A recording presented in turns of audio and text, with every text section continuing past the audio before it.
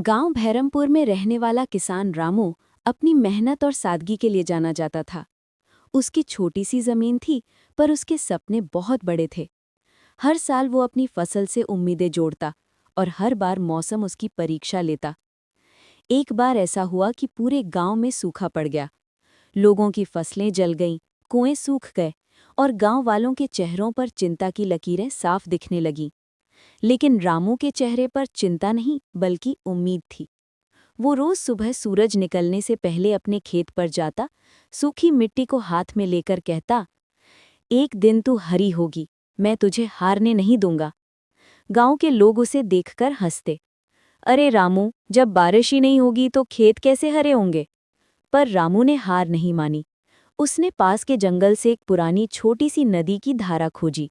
वो नदी तो बहुत कमजोर थी, पर उसमें पानी था। रामू ने अपने हाथों से वो धारा मोड़कर अपने खेत तक लाने का निश्चय किया। दिन रात मेहनत की, पत्थर हटाए, रास्ता खोदा और आखिरकार कई दिनों की मेहनत के बाद पानी की पतली सी धारा उसके खेत में पहुंच गई।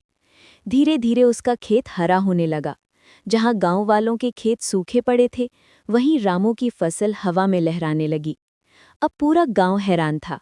गांव के बुजुर्ग रामू के पास आए और बोले, बेटा, तूने कर दिखाया, पर कैसे?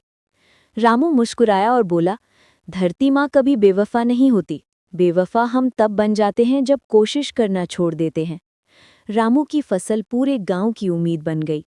उसने अपनी पैदावार से केवल अपना घर नहीं चलाया, बल्कि गांव के उन परिवारों की भी मदद की जिनके घर में खाने को भी अनाज नहीं था। उसकी मेहनत और जिद ने पूरे गांव को एक बात सिखाई, जहां उम्मीद हो और कोशिश सच्ची हो, वहां रास्ता खुद बन जाता है।